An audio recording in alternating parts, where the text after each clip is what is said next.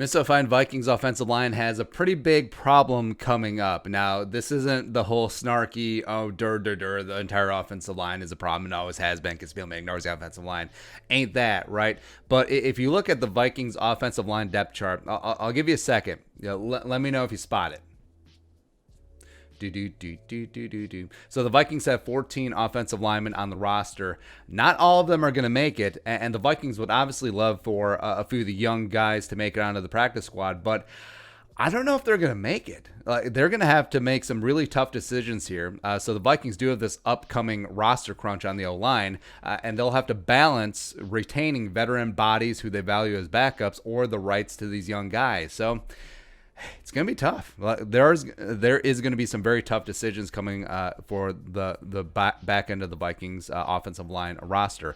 So teams generally carry 9, sometimes 10 offensive linemen. I think 10 would be smart in this case. Last year, the Vikings technically carried 9 on the opening 53, although it was really 10 because that was when they did the whole roster loophole trip with Brett Jones. Oh, we'll cut you and then we'll bring you back.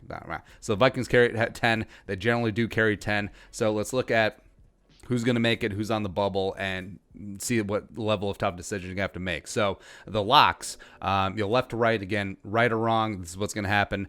Starting offensive line is likely going to be Reef, Dozier, Bradbury, Elflein, and Brian O'Neill. Then also Aviante Collins, who's been in the running, working at the ones at left guard. I think that he's going to be the primary backup swing offensive lineman. And then also, obviously, you're not going to get rid of Ezra Cleveland. So that's 7. So it's already 7 locks to make the roster.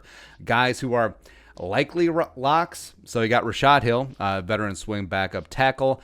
Drew Samia, the 4th-round pick out of Oklahoma last year, who's working with the 2s at right guard. Oli Udo, the 6th-round pick out of Elon, who's been working as a second-team right tackle. Just absolute monster. Love him. As well as Blake Brandel, who looked really good initially in camp, who's working with the 2nd and 3rd team at left tackle. I think that the team sees a lot of potential in him.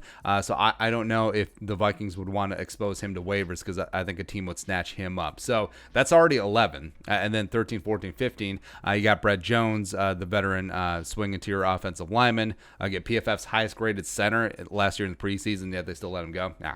Kyle Big Hinton, who is a big favorite of mine. Vikings, from what we're hearing, see a lot of potential in him, but probably not going to be cracking the starting lineup anytime soon, but does have all the physicality and the movement skills to succeed in the scheme. And then Jake Lucina, the UDFA from Augustana, Remington Award Trophy winner.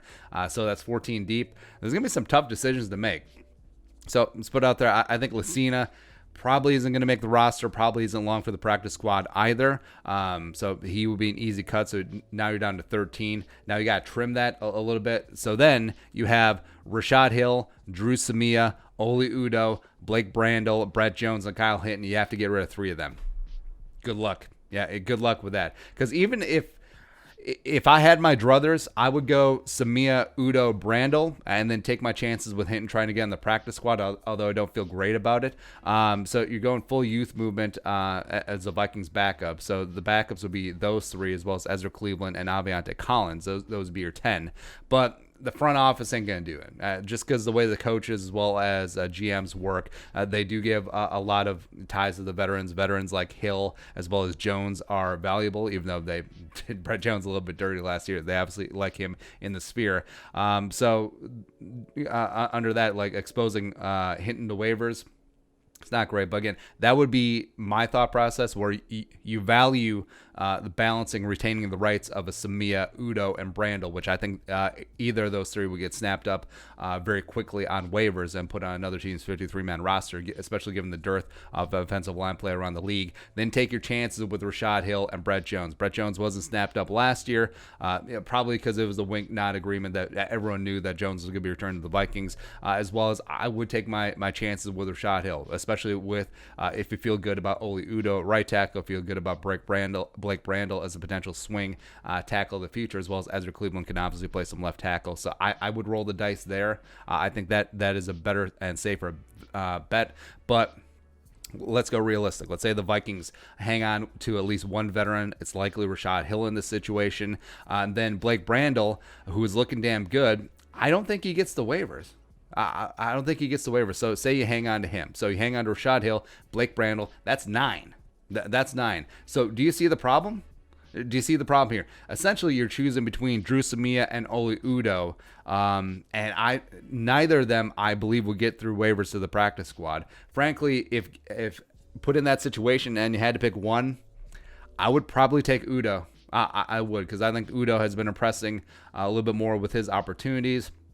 Drew Samia has been lost in the mix. I mean, the guard competitions are, especially that left guard spot, like he hasn't sniffed it. And it's been between two veterans, in Aviante Collins and Dakota Dozier. So I don't know. Maybe it's something with the scheme. Maybe it's something with the staff. Maybe it's something with Samia. I don't know. But either way, 73 hasn't really grabbed that brass ring like everyone expected him to. So I would keep Udo. So then your backups would be Rashad Hill, Blake Brandel, Oli Udo, Ezra Cleveland, as well as Aviante Collins. And then, take your chances with Samia and Hinton. I don't think Samia gets through. Maybe Hinton gets through. Probably not. And then with Jones, if Jones goes unclaimed, you can put him on the practice squad as two of the 12 practice squad spots now, and could be unlimited experience. So you could do that. But again, trying to get Samia through waivers, trying to get him through waivers, good luck.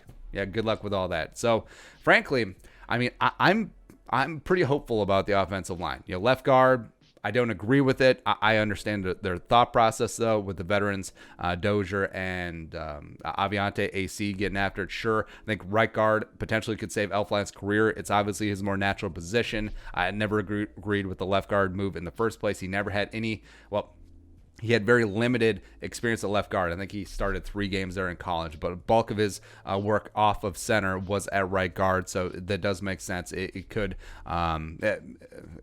be just a phenomenal move working Elflein over there. But the future of these young kids, very promising. Like, I love the futures of a Samia, of an Udo, of a Kyle Big Hinton, of a Blake Brandel, and obviously Ezra Cleveland. But the Vikings are going to have to choose. They're going to have to choose between short-term veteran backup stability in Rashad Hill and Brett Jones, and possibly even Aviante Collins if he doesn't win the starting job, as well as their ability to retain all this young talent on the roster and not gamble and try and get them on the practice squad. So it's going to be a tough decision. It's going to be a very big problem for the Vikings coming up. Hopefully they make the right decision. But your thoughts, the one problem, Vikings offensive line coming up that no one's talking about, let us know in the comment section below. Subscribe for daily Vikings takes. Want to support that work, pull us up on the Venmo, and give us a follow on social media as well. But until next time, Skull Production Value.